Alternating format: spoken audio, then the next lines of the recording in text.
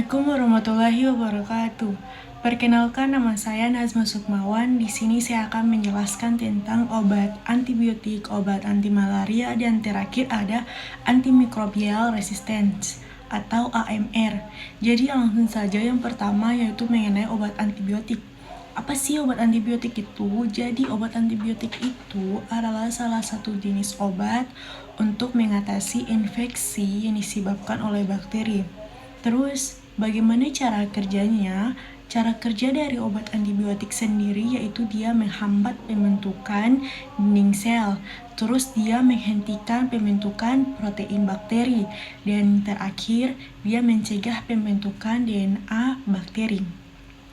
Terus di sini contoh dari penyakit-penyakit yang bisa diatasi dengan kita mengonsumsi obat antibiotik, yaitu misalnya ada infeksi saluran kencing, terus ada penyakit radang tenggorokan, ada penyakit infeksi perut, pneumonia. Itu adalah beberapa jenis penyakit yang bisa diatasi dengan kita mengonsumsi obat antibiotik.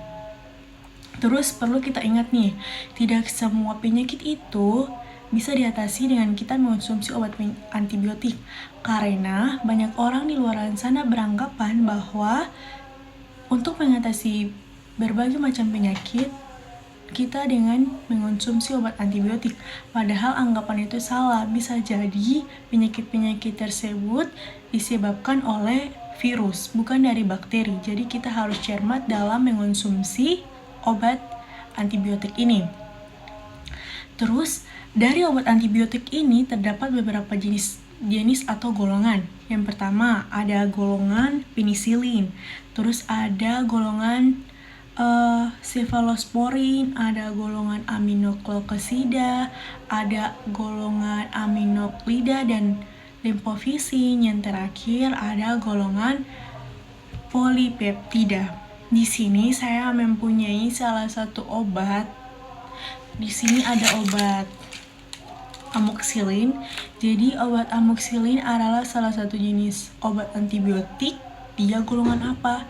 Dia golongan penisilin. Jadi ini adalah obat amoxicillin, salah satu obat antibiotik golongan penisilin untuk mengatasi infeksi yang disebabkan oleh bakteri. Jadi penyakit-penyakit yang disebabkan oleh bakteri ini kita bisa mengonsumsi salah satu obat amoxicillin. Tetapi tentu saja harus melalui resep dokter, harus kita periksa dulu jenis penyakit apa baru kita mengonsumsi obat tersebut. Jadi selanjutnya saya akan menjelaskan tentang obat anti malaria. Tetapi sebelum itu kita harus tahu terlebih dahulu apa sih malaria itu. Jadi, malaria itu adalah salah satu jenis penyakit yang disebabkan oleh parasit Plasmodium. Parasit ini dia terinfeksi dari gigitan nyamuk yang namanya nyamuk Anopheles betina yang dia bekerja aktif pada petang dan pagi hari. Tahu tidak kalau penyakit malaria itu dia tidak secara langsung ditularkan oleh satu orang ke orang lain, kecuali dia ditularkan melalui ibu kepada bayinya ketika masa kehamilan, atau dia melalui transplantasi organ, atau dia melalui transfusi darah, dan terakhir melalui jarum suntik yang telah terkontaminasi oleh infeksi malaria ini. Kemudian malaria itu dia ada berbagai macam jenis. Yang pertama ada malaria tropika, malaria tersiana, dan malaria kuartana. Untuk malaria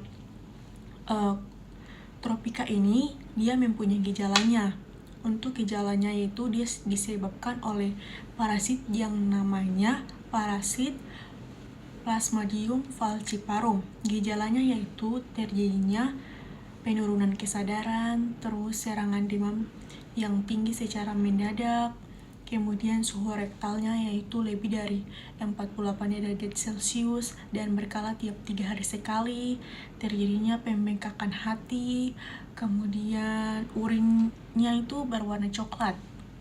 Selain itu terjadinya gagal ginjal akut, kemudian terdapat penyakit kuning, kemudian ada lagi dia itu muntah.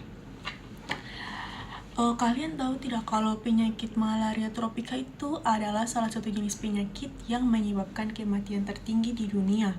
Mengapa demikian? Karena malaria tropika ini ketika dia terkena seseorang akan menimbulkan komplikasi mulai dari hilangnya kesadaran, kemudian kejang, koma, dan bahkan terakhir adalah kematian. Malaria jenis kedua adalah malaria tersiana. Parasitnya yaitu adalah parasit yang namanya parasit Plasmodium vivax atau Plasmodium ovale.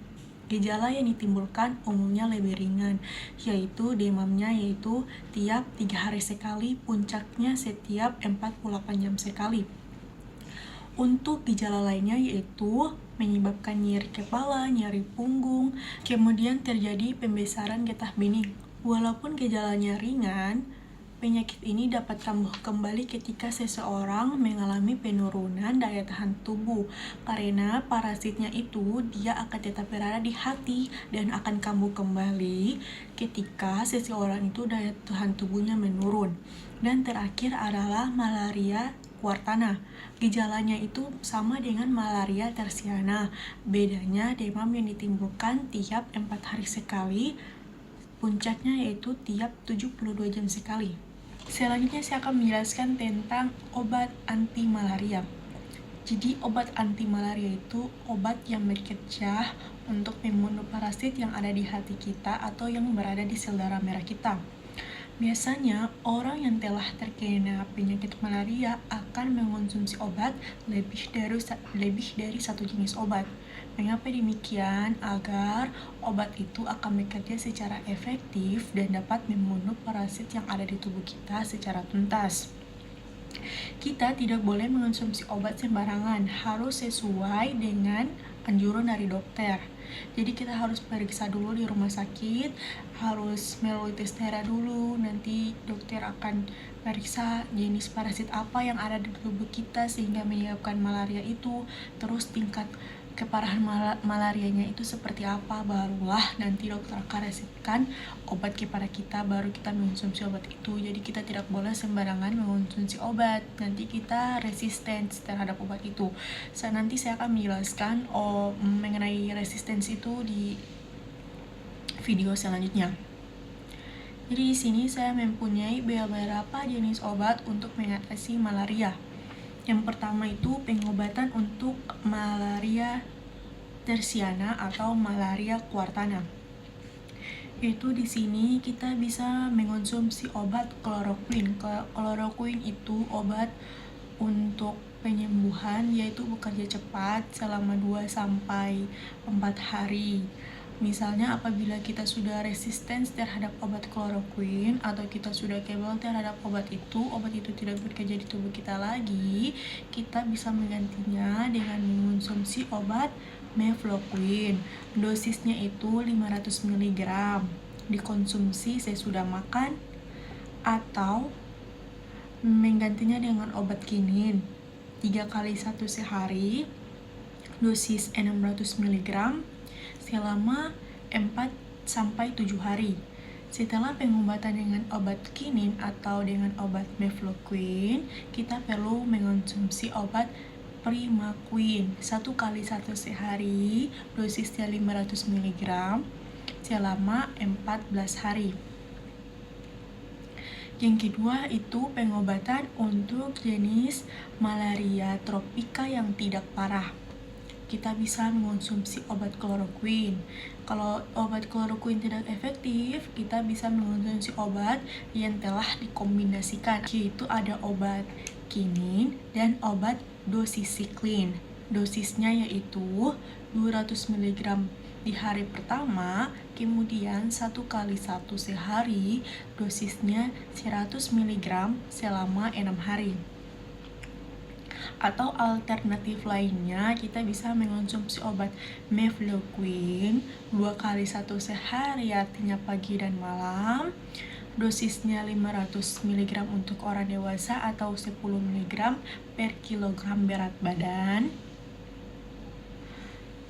Intervalnya itu 4-6 jam Jadi selanjutnya yaitu malaria tropika parah. Untuk malaria tropika parah ini, obat ini diberikan melalui suntikan jarum suntik yang akan dimasukkan ke dalam tubuh kita, yaitu obat kinin parenteral. Setelah itu dilanjutkan dengan obat oral seperti yang telah saya sebutkan tadi, yaitu tentang obat malaria tropika. Jadi kalau yang sudah parah itu selain obat suntik ada juga obat oral, yaitu melalui mulut. Selanjutnya saya akan menjelaskan tentang AMR atau antimicrobial resistance. Sebelum itu kita harus ketahui apa itu sih antimikroba itu. Jadi antimikroba itu zat-zat yang mampu membunuh dan memperlambat pertumbuhan mikroba seperti jamur, bakteri, virus, parasit. Itu adalah bentuk-bentuk dari mikroba.